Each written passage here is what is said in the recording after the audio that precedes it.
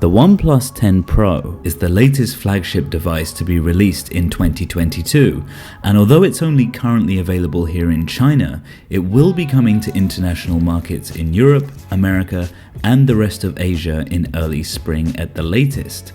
Pricing starts from around $750 in China, but expect that price to go up when it hits international markets.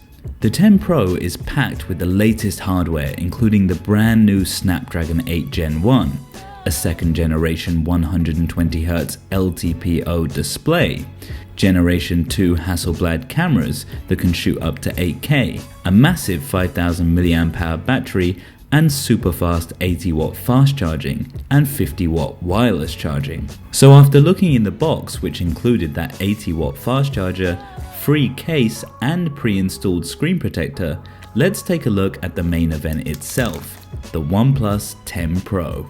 This year OnePlus have released two colors, just black and the one I have here, a cool dark green, which when the light hits it at the right angle gives a very subtle sparkle. But the main design headline this year is the camera unit.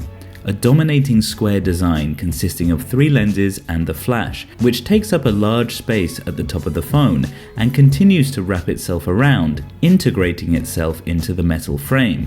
The rest of the phone is made of aluminium and glass and feels pretty familiar to previous OnePlus flagships, which is a good thing as they're very nice to hold. There is a hole punch selfie camera in the top right hand corner and a very tiny chin at the bottom.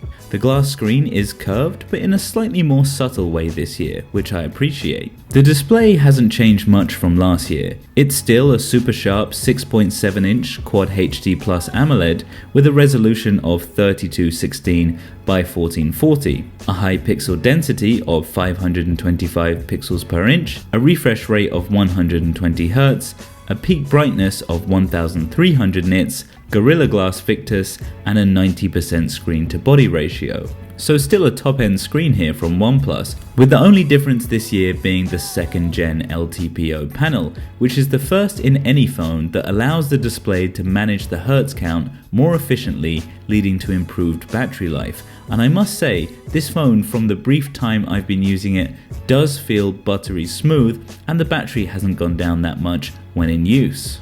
The camera system this year is a triple camera setup consisting of the same 48 megapixel Sony IMX789 main camera as last year with optical image stabilization and EIS support, a brand new 50 megapixel ultra-wide sensor with a super large 150 degree field of view, and the same 8 megapixel telephoto lens with 3.3 times optical zoom. Certainly there is a similar color palette compared to last year's OnePlus 9 Pro when it comes to the main lens. Images on all three of these phones look great in good light. The OnePlus phones do have a similar look between them in terms of their attitudes to contrast and color, with only slight differences between them, whereas the iPhone for sure carries its own unique look with much stronger blacks and clarity in all of its images. If we move into low light, the 10 Pro does well to capture as much light as possible, but I do think the iPhone shot is a lot more natural.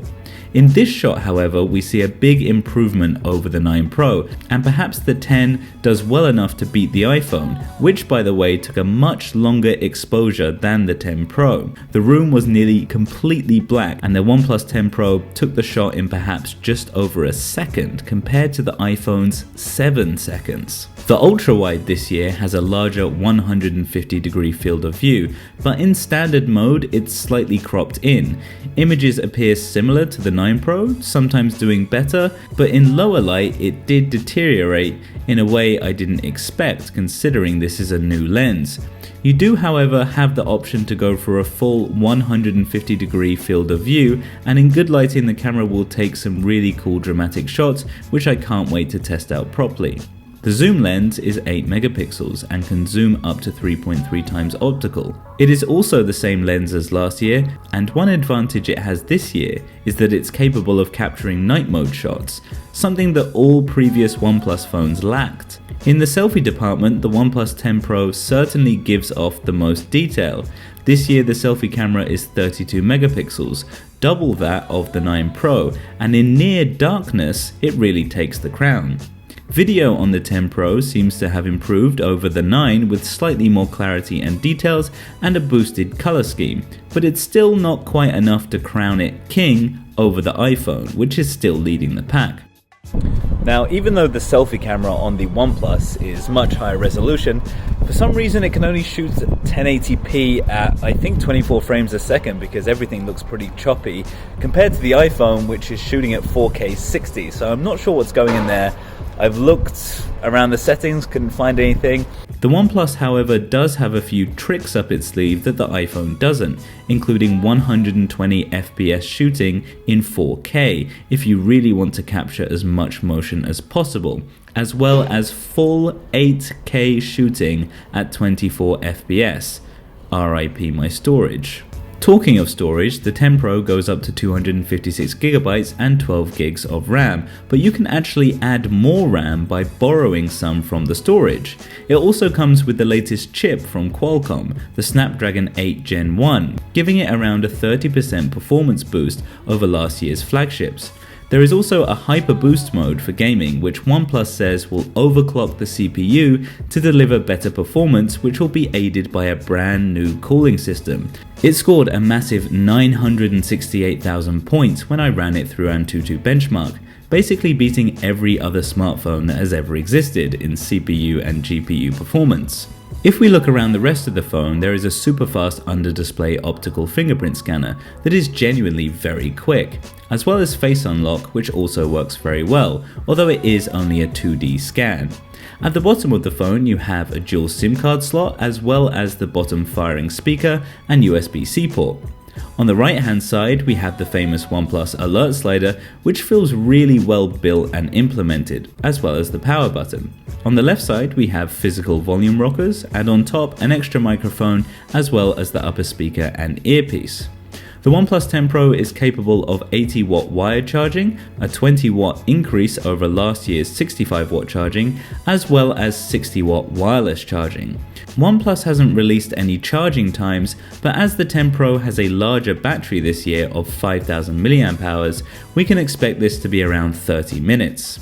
Running the 10 Pro is Oppo's and now I guess OnePlus's Color OS on top of Android 12. Now actually the phone I have is the Chinese model of the 10 Pro, so the global version OS might still be called Oxygen, but perhaps this will be in name only, with only a few changes suited for international customers. Color OS is actually a really neat operating system that has a nice design language that flows throughout the OS. It has plenty of customization options that Android users will love, as well as a copious amount of neat little tricks and multitasking features. Overall, the OnePlus packs a big punch, but it doesn't come with any crazy features, exclusive hardware, or much to surprise me with. What it does have is everything ready for a 2022 flagship fight, and it's been arranged, crafted, and implemented in that classic OnePlus style, which is for sure evolving. And I will for sure have a full in-depth review coming within the next week, so subscribe so you don't miss that, and help me out by smashing that like button, and I will see you in the next one.